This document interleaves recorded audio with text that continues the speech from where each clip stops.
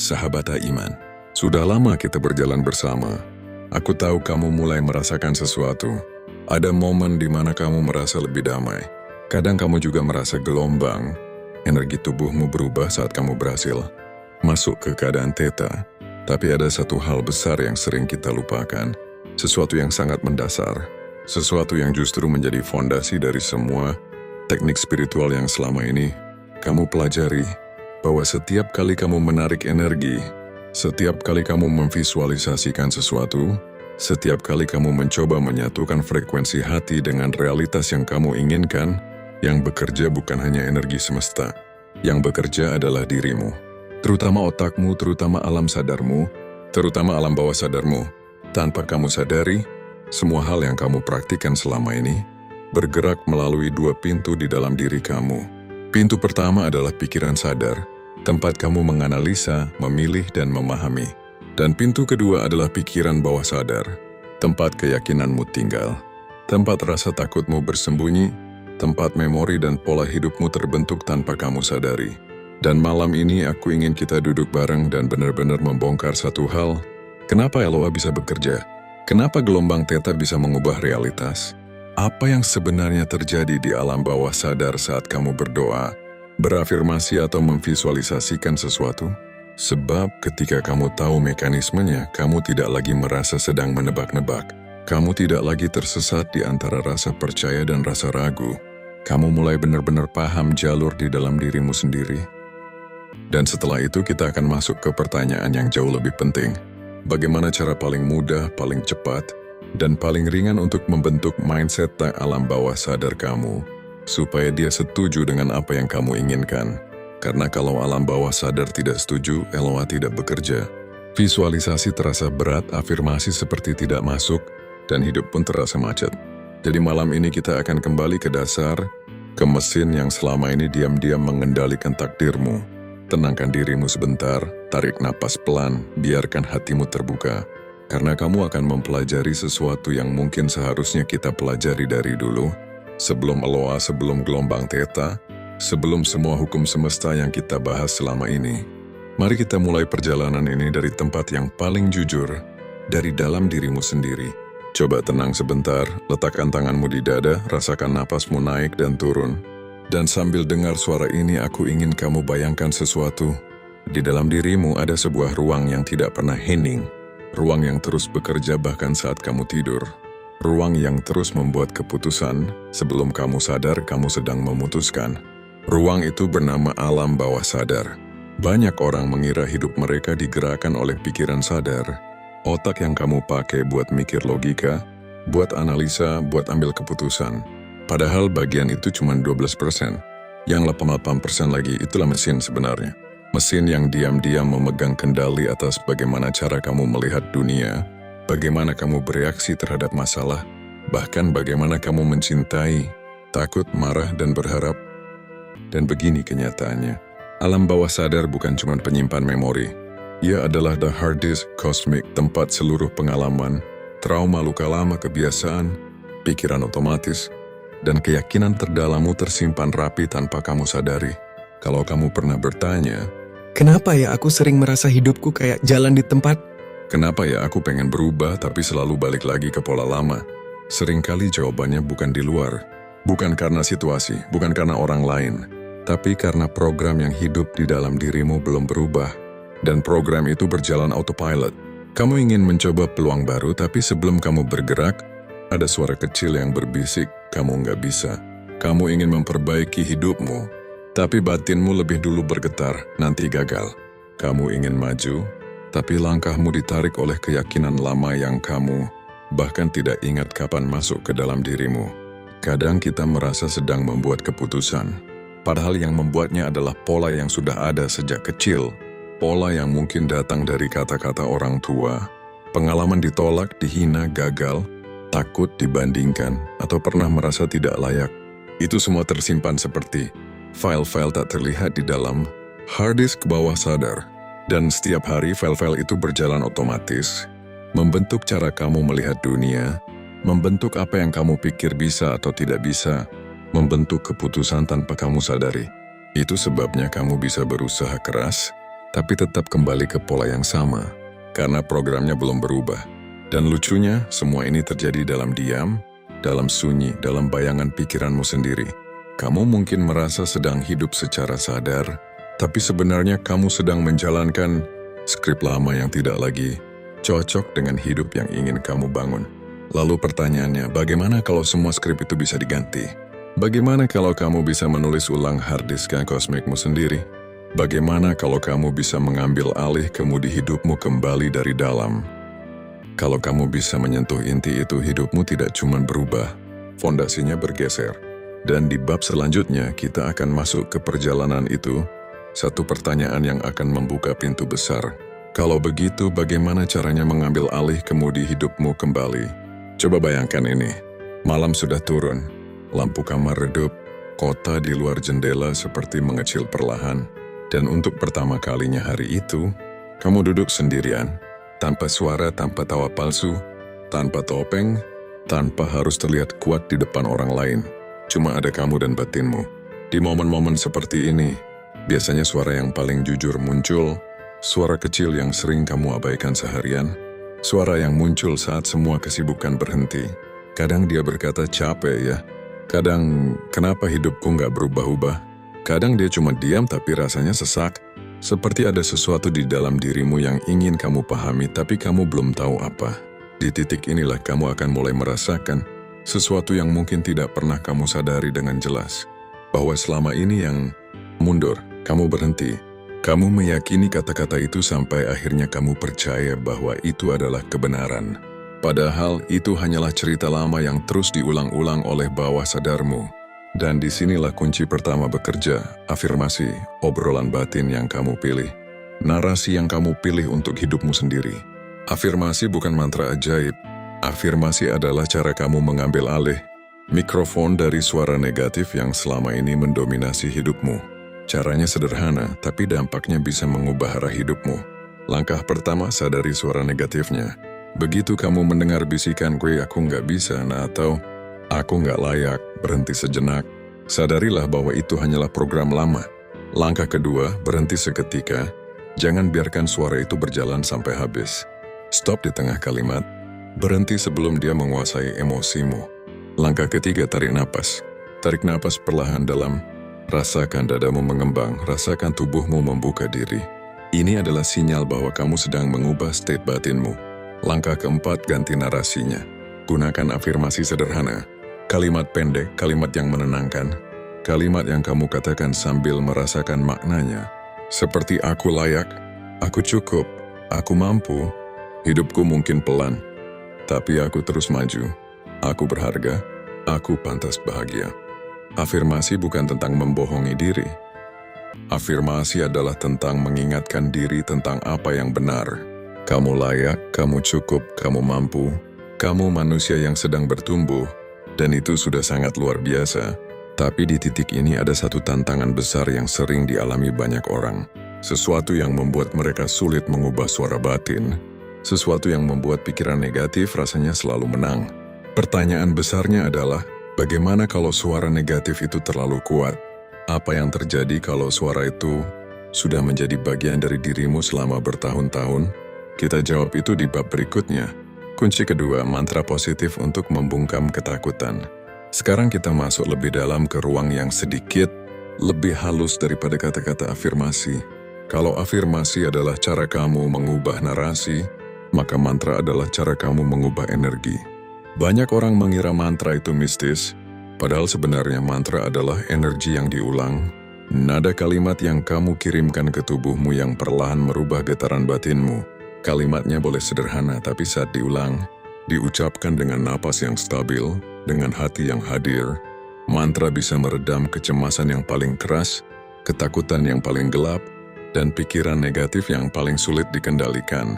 Karena begini, ketakutan tidak lahir dari logika. Ketakutan lahir dari energi batin, dan energi batin hanya bisa ditenangkan oleh energi yang lebih kuat. Itulah fungsi mantra. Membungkam suara ketakutan sebelum ia menguasaimu. Coba kamu bayangkan seseorang yang sepanjang hidup merasa takut gagal. Bukan karena dia tidak punya kemampuan, tapi karena setiap kali ia mau melangkah, batinnya langsung berkata, Nanti kamu mempermalukan diri sendiri, nanti orang menertawakanmu, nanti kamu gagal lagi. Atau seseorang yang selalu merasa kurang pintar, kurang kaya, kurang cantik, kurang sukses, hidupnya terasa seperti lomba yang tidak pernah selesai. Bahkan saat dia mencapai sesuatu, batinnya berkata, kamu masih kurang. Kedua orang ini bisa punya hidup yang berbeda, total hanya dengan mengubah energi batin mereka, dan pintu menuju perubahan itu adalah mantra. Sekarang coba kamu lakukan ini, tarik napas pelan, letakkan tangan kananmu di dada kiri, rasakan denyutmu, rasakan tubuhmu dari dalam. Jangan terburu-buru. Biarkan tubuhmu menyadari sentuhan tanganmu sendiri. Lalu ucapkan perlahan, dalam hati atau dengan bibir yang hampir tidak bergerak, aku aman, aku tenang, aku pantas mendapatkan hal baik. Ucapkan tidak terburu-buru. Biarkan setiap kata turun ke tubuhmu. Biarkan ia masuk ke jantungmu. Mengisi ruang yang selama ini dipenuhi rasa takut. Itu baru satu contoh mantra. Sekarang aku berikan beberapa pilihan mantra yang bisa kamu pakai sesuai kebutuhanmu. Mantra untuk rezeki. Aku layak menerima kelimpahan. Rezeki mengalir kepadaku dengan mudah. Hidupku terbuka pada peluang baru. Mantra untuk kesehatan. Tubuhku pulih setiap hari. Aku diisi oleh energi baru. Aku bersahabat dengan tubuhku. Mantra untuk ketenangan. Aku berada dalam kedamaian. Aku melepaskan rasa cemas yang tidak kubutuhkan. Aku kembali pada diriku yang tenang. Tidak perlu banyak, tidak perlu rumit. Satu kalimat pun cukup, asal kamu ulang dengan kesadaran. Karena mantra bukan tentang kata-katanya. Mantra adalah tentang getaran yang kamu bangun di dalam dirimu. Setiap kali kamu takut, setiap kali hatimu seperti berlari kencang, setiap kali pikiranmu kacau, kembalilah ke mantra itu. Karena mantra bekerja seperti gelombang lembut yang pelan-pelan menenangkan badai di dalam dirimu.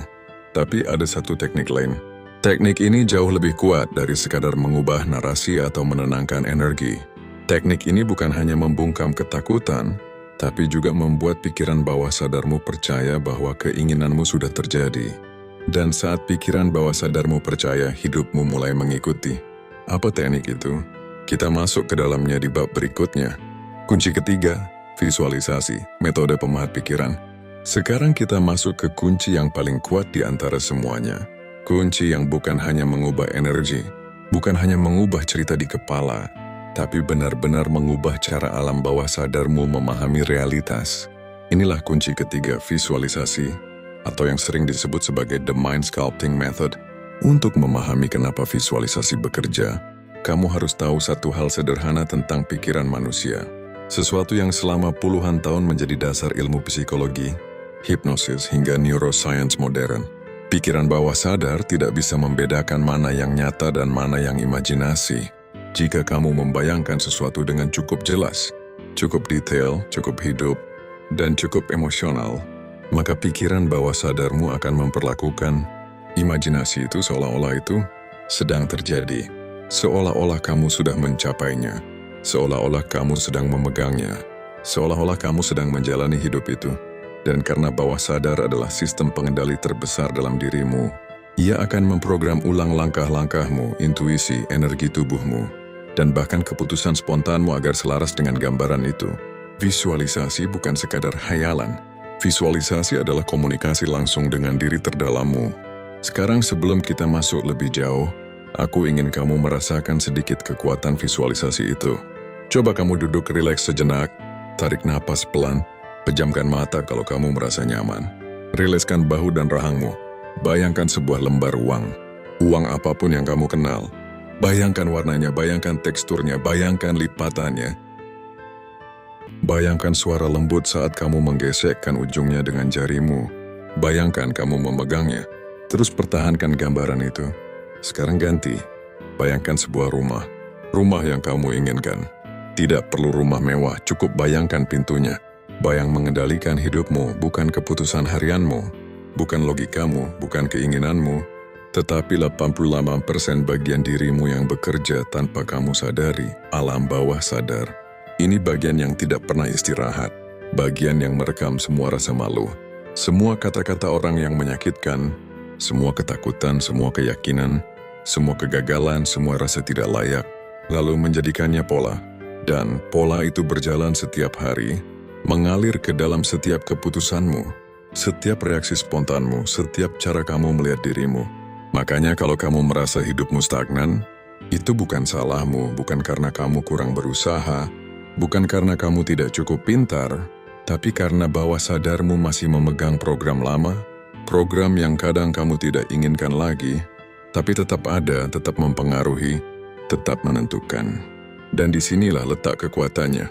Karena kalau 88% dari dirimu bisa mensabotase hidupmu tanpa kamu sadari, bayangkan apa yang terjadi kalau 88% itu berpihak kepadamu. Bayangkan kalau kamu bisa mengubah keyakinan dasar di dalam dirimu. Bayangkan kalau ketakutanmu berubah jadi keberanian. Kalau rasa tidak layak berubah jadi rasa percaya diri. Kalau autopilot negatif berubah jadi autopilot positif. Hiduplah yang berubah. Bukan karena keajaiban tiba-tiba muncul dari luar, tapi karena mesin di dalam dirimu akhirnya sinkron dengan tujuanmu. Dan kabar baiknya adalah, cara mengubah program bawah sadar tidak serumit yang orang kira. Kamu tidak perlu ritual rumit, tidak perlu meditasi berjam-jam, tidak perlu menunggu mood tertentu, tidak perlu menunggu semesta membuka jalan secara ajaib. Ada 3 kunci yang bisa kamu praktikkan, bahkan saat kamu sedang duduk, berjalan berbaring di kasur, atau sedang diam di depan jendela malam hari. 3 kunci sederhana yang kalau kamu lakukan setiap hari, meskipun pelan hidupmu mulai berubah. Tidak keras, tidak memaksa, tidak meloncat sekaligus. Pelan tapi pasti, halus tapi terasa, kecil tapi menggerakkan. Karena saat bawah sadarmu berubah, setiap helai kehidupanmu ikut berubah. Dan perjalanan itu dimulai sekarang.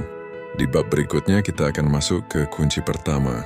Kunci yang kelihatannya sederhana, tapi diam-diam bisa jadi alasan kenapa hidupmu terasa berat, kenapa langkahmu sering mundur, atau kenapa kamu sering merasa ragu terhadap diri sendiri. Siap?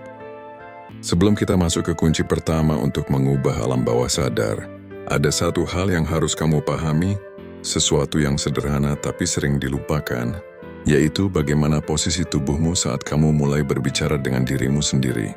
Banyak orang mencoba afirmasi atau teknik mental lain tanpa menyadari bahwa tubuh mereka masih dalam keadaan tegang. Dan ketika tubuh tegang, pikiran ikut menutup. Ketika tubuh gelisah, suara batin sulit menerima hal baru. Padahal untuk masuk ke alam bawah sadar, tubuh dan pikiran harus berada di keadaan tertentu. Tenang, terbuka, tidak terancam. Karena tubuh dan pikiran bukan 2 hal yang berbeda. Keduanya saling berkomunikasi setiap detik, setiap napas, setiap postur. Setiap ketegangan kecil di bahu atau leher, semuanya memberi sinyal ke otak. Dan otak merespons sinyal itu dengan membuka atau menutup pintu ke bawah sadar. Itu sebabnya, sebelum kamu mulai mengubah narasi batin, sebelum kamu mulai menggunakan afirmasi, kamu perlu tahu posisi tubuh yang paling tepat. Posisi yang pertama adalah posisi duduk rileks. Ini adalah posisi terbaik untuk membuka akses ke alam bawah sadar tanpa membuatmu tertidur. Caranya sederhana, duduk di kursi atau di lantai, punggung tegak tetapi tidak kaku, bahu turun dan rileks, rahang longgar, mata boleh setengah tertutup, napas dibuat pelan dan turun ke perut. Posisi duduk seperti ini memberi sinyal pada otak bahwa kamu aman, dan keadaan aman adalah kunci utama untuk masuk ke dalam dirimu. Posisi kedua adalah berdiri atau berjalan pelan. Ini cocok untuk kamu yang ingin menggabungkan energi pikiran dengan gerak tubuh. Saat kamu berdiri tegak dan langkahmu pelan, tubuh mengirim pesan pada pikiran bahwa kamu sedang menuju sesuatu, bahwa kamu sedang bergerak ke depan. Pada posisi ini, afirmasi terasa lebih aktif dan lebih berenergi. Cocok untuk meruntuhkan rasa minder atau ketakutan sebelum aktivitas penting. Posisi ketiga adalah tidur. Ini adalah posisi paling lembut dan paling tenang, tetapi sekaligus beresiko membuatmu tertidur. Namun justru sebelum tidur inilah pintu ke alam bawah sadar paling terbuka. Saat kamu telentang, tangan di atas perut atau dada, napas pelan, pikiranmu menjadi jauh lebih menerima. Banyak orang memasukkan afirmasi sebelum tidur karena di saat itu, otak berada di gelombang theta. Gelombang yang sama dengan meditasi dalam. Gelombang yang menjadi pintu menuju pikiran bawah sadar. Lalu muncul pertanyaan sederhana. Posisi mana yang paling tepat di antara semuanya? Jawabannya adalah posisi yang membuat tubuhmu terbuka dan hadir. Jika kamu ingin fokus dan masuk dalam, duduk adalah yang terbaik. Jika kamu ingin membangun keyakinan sambil bergerak, berdiri atau berjalan adalah pilihan yang tepat.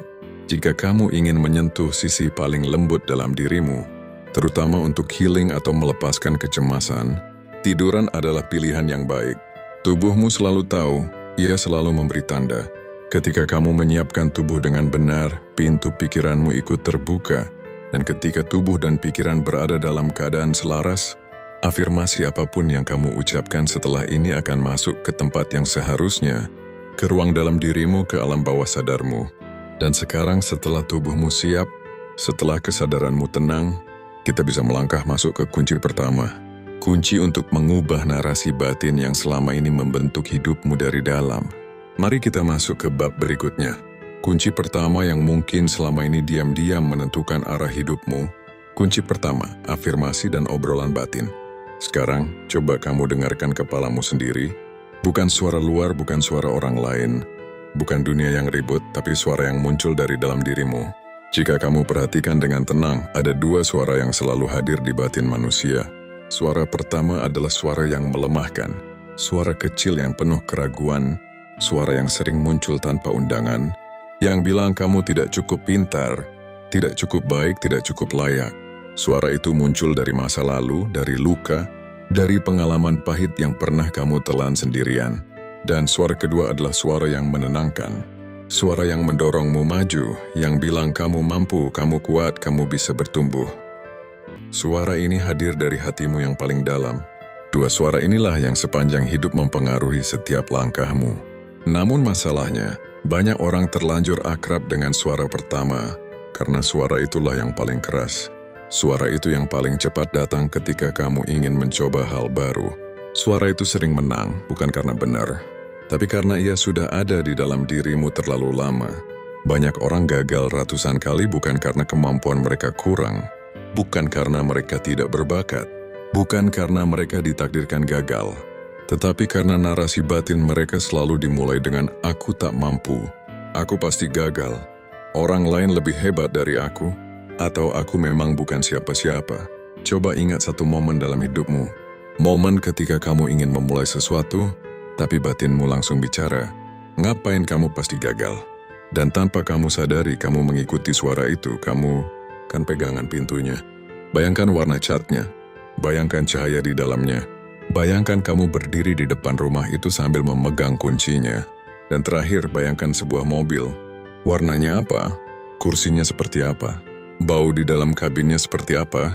Pegangan setirnya licin atau halus? Bayangkan kamu menutup pintu dan mendengar suara klik lembut yang menandakan mobil itu milikmu. Diam sejenak, biarkan gambaran itu hidup dalam kepalamu. Kalau kamu tadi bisa membayangkan semuanya, meski hanya beberapa detik, maka kamu sudah merasakan sedikit bagaimana visualisasi bekerja. Semakin detail gambarmu, semakin cepat pikiran bawah sadarmu menerimanya sebagai sesuatu yang mungkin terjadi. Semakin jelas bentuknya, semakin kuat energinya. Semakin kamu bisa merasakan, bukan hanya melihat, maka semakin dalam gambaran itu masuk ke dalam dirimu.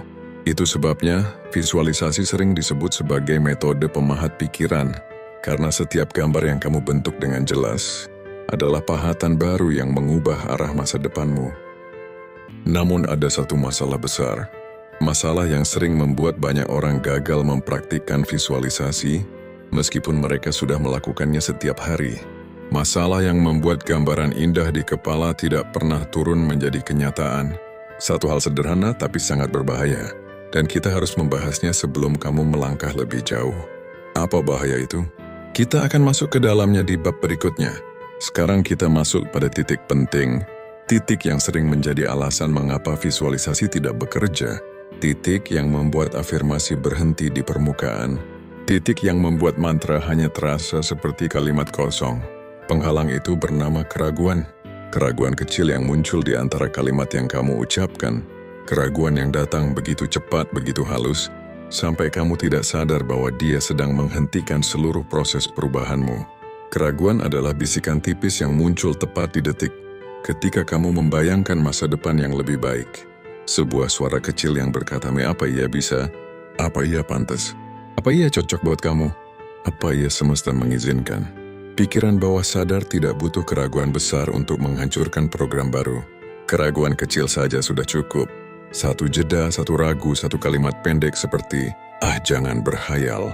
Dan seluruh gambaran yang barusan kamu bangun runtuh begitu saja. Visualisasi hanya bisa bekerja pada pikiran yang percaya. Afirmasi hanya bisa menembus pikiran yang terbuka. Mantra hanya bisa mengganti ketakutan pada hati yang bersedia menerima. Namun bagaimana jadinya jika jauh di dalam dirimu, kamu menyimpan satu keyakinan lama, keyakinan yang diam-diam mengendalikan hidupmu selama ini.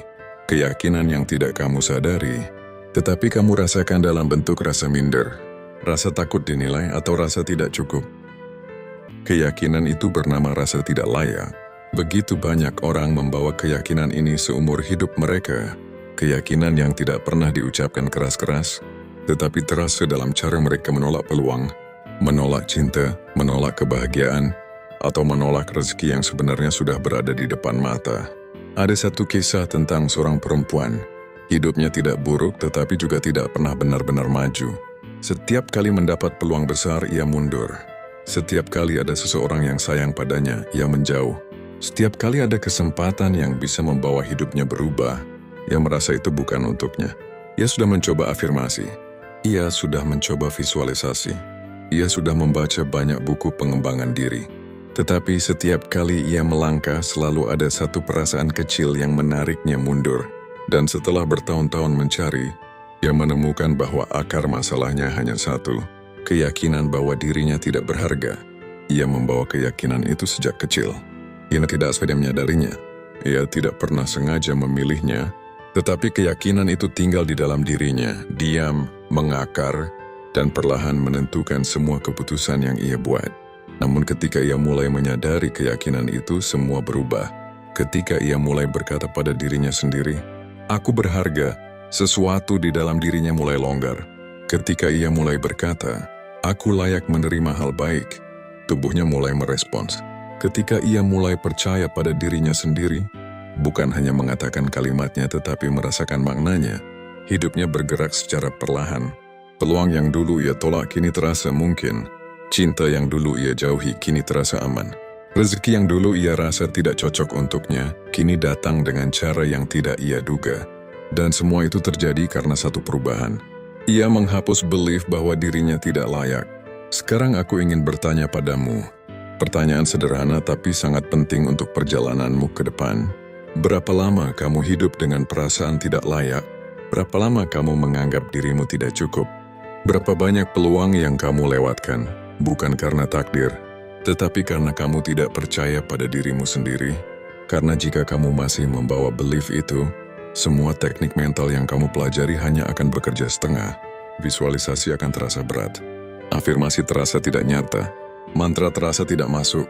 Namun jika kamu bisa menghapus belief itu dari akarnya, jika kamu bisa melepaskan rasa tidak layak yang selama ini kamu bawa seperti beban, maka arah hidupmu akan bergerak jauh lebih cepat daripada yang pernah kamu bayangkan. Dan bagaimana cara menghapusnya, itu yang akan kita bahas di bab berikutnya. Sekarang kita masuk pada inti yang sering dilupakan banyak orang. Inti yang sebenarnya menjadi pembeda paling besar antara orang yang berhasil mengubah hidupnya dan orang yang hanya berubah sebentar, lalu kembali pada pola lamanya. Rahasia itu bernama repetisi, pengulangan. Sesuatu yang sederhana tetapi sangat kuat, sangat dalam, dan sangat menentukan arah hidupmu. Pikiran bawah sadar adalah seperti tanah. Apapun yang kamu tanam di dalamnya akan tumbuh. Tetapi tanah tidak pernah bereaksi pada ucapan pertama, tidak pernah bereaksi pada satu kali usaha. Tanah hanya merespons pada sesuatu yang dilakukan berulang-ulang. Karena itu, repetisi adalah pemahat pikiran bawah sadar. Repetisi adalah jembatan yang mengubah ide menjadi keyakinan. Repetisi adalah cara kamu memastikan bahwa suara baru di dalam dirimu akhirnya menjadi suara yang paling dominan. Kalau kamu perhatikan orang sukses, ada kesamaan yang sangat jelas. Mereka punya ritual pikiran, ada sesuatu yang mereka ulang setiap hari. Ada kalimat tertentu yang hidup bersama mereka. Ada gambaran masa depan yang mereka bayangkan terus-menerus bahkan ketika dunia belum melihat tanda-tandanya. Mereka tidak menunggu keyakinan datang dengan sendirinya, mereka membangunnya sedikit demi sedikit hari demi hari. Ada seseorang yang selalu memulai paginya dengan visualisasi singkat selama 3 menit. Ia membayangkan dirinya memasuki ruang kerja yang ia impikan. Ia membayangkan suaranya tegas, langkahnya mantap, tubuhnya rileks. Ia membayangkan apa yang ia inginkan seolah-olah ia sudah memilikinya setiap hari tanpa absen. Dan 6 bulan kemudian, ruang yang dulu hanya ia visualisasikan menjadi kenyataan. Ada juga seseorang yang setiap malam mengulang 2 kalimat sebelum tidur. Aku aman, hidupku membaik setiap hari. Kalimat itu ia ulang dengan suara yang sangat pelan, penuh perasaan, penuh keyakinan.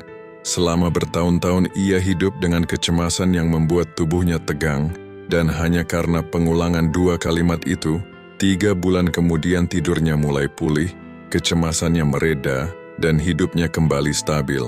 Repetisi mengalahkan keraguan. Repetisi memperkuat keyakinan. Repetisi mengukir pola pikiran baru sampai ia menggan. Ketikan pola lama yang sudah tidak kamu butuhkan. Ada satu rumus sederhana untuk memahami repetisi. 3 tingkat pengulangan yang harus bekerja bersama. Pertama, repetisi pikiran. Ini adalah bentuk pengulangan kalimat, afirmasi, mantra. Keyakinan yang kamu ucapkan dengan sadar, kalimat yang kamu pilih untuk hidupmu sendiri. Kedua, repetisi perasaan. Karena pikiran bawah sadar tidak menerima logika, tetapi menerima emosi. Kalimatnya boleh sama setiap hari, tetapi kamu harus merasakannya. Rasakan sedikit saja, rasakan maknanya, rasakan tubuhmu berubah saat kamu mengucapkannya. Ketiga, repetisi visual. Apapun yang kamu bayangkan secara berulang-ulang, akan mulai terlihat nyata di dalam dirimu. Semakin kamu menghidupkan gambaran itu, semakin pikiran bawah sadarmu percaya bahwa itu sungguh mungkin terjadi. Ketiga tingkatan ini bekerja seperti gelombang yang saling melengkapi. Pikiran memberi bentuk, perasaan memberi tenaga, visual memberi arah. Dan ketika ketiganya bergerak bersama, bawah sadarmu mulai menyesuaikan kenyataan hidupmu menuju gambaran itu. Namun semua ini tidak akan berarti apa-apa kalau tidak kamu jadikan ritual. Sesuatu yang kamu lakukan setiap hari. Tidak perlu lama, tidak perlu rumit, tidak perlu dibuat seperti upacara besar. Yang penting dilakukan berulang-ulang sampai pola baru di dalam dirimu benar-benar terbentuk. Sekarang, pertanyaan pentingnya adalah, bagaimana caranya menggabungkan semua teknik ini menjadi satu ritual harian yang sederhana, ritual yang tidak membutuhkan waktu lama, tapi bisa mengubah arah hidup kamu dengan sangat pelan, namun pasti. Jawabannya ada di bab berikutnya. Sekarang kita masuk pada bagian yang paling praktis. Bagian yang bisa langsung kamu lakukan malam ini. Bagian yang akan menggabungkan semua teknik, sebelumnya menjadi satu latihan sederhana, tetapi sangat kuat. Ritual 7 menit. Ritual yang bisa kamu lakukan sebelum tidur, saat rumah mulai tenang, saat lampu sudah diredupkan, saat tubuhmu perlahan kembali ke ritme alaminya. Bayangkan ini, malam sunyi, cahaya temaram dari lampu kamar, udara sedikit dingin, detak jantungmu mulai melambat, dan ada ruang kosong di dalam dirimu yang siap menerima program baru. Ritual ini singkat, tetapi jika kamu melakukannya setiap malam, perubahan bawah sadarmu mulai bergerak seperti air yang mengikis batu. Pelan tetapi pasti. Sekarang mari kita mulai.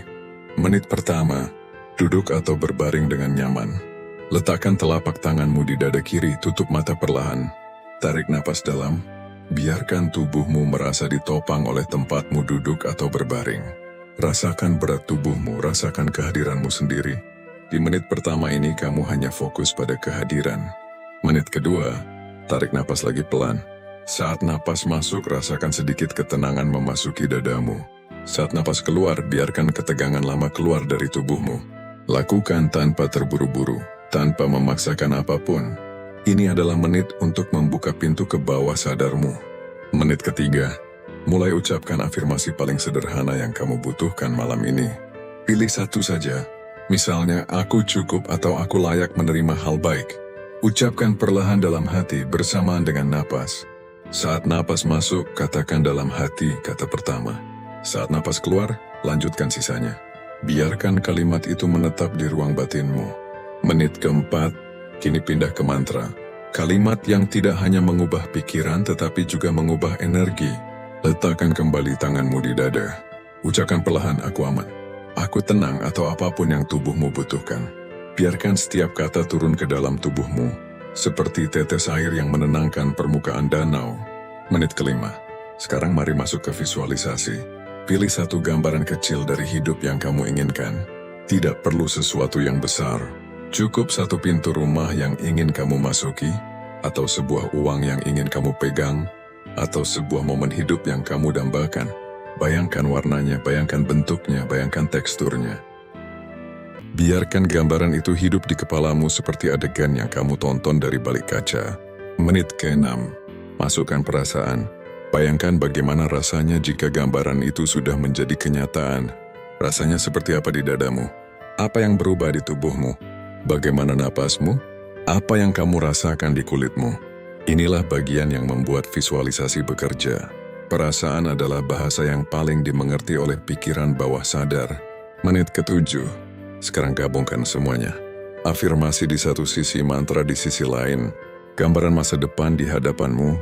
Dan perasaan tenang memenuhi ruang batinmu. Tarik napas pelan. Rasakan semuanya menyatu. Dan di menit terakhir ini, ucapkan dalam hati satu kalimat penutup yang lembut.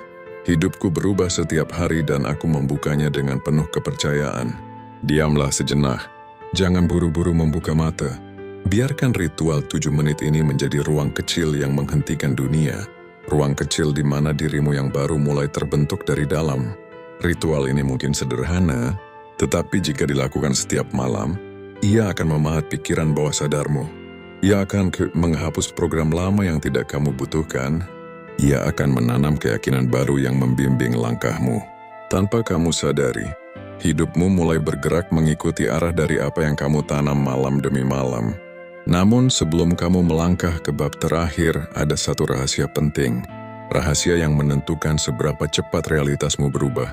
Rahasia yang menentukan apakah semua ritual ini akan berhasil atau justru berhenti di permukaan. Apa rahasia itu? Kita ungkap di bab berikutnya. Selama ini mungkin kamu berpikir bahwa semua latihan ini bertujuan untuk mengubah hidupmu, mengubah pikiranmu, mengubah nasibmu, mengubah jalan cerita yang sedang kamu jalani. Tapi ada satu hal yang perlu kamu tahu, yang sering terlewat oleh banyak orang, yang sering tidak disadari oleh mereka yang baru memulai perjalanan batin ini.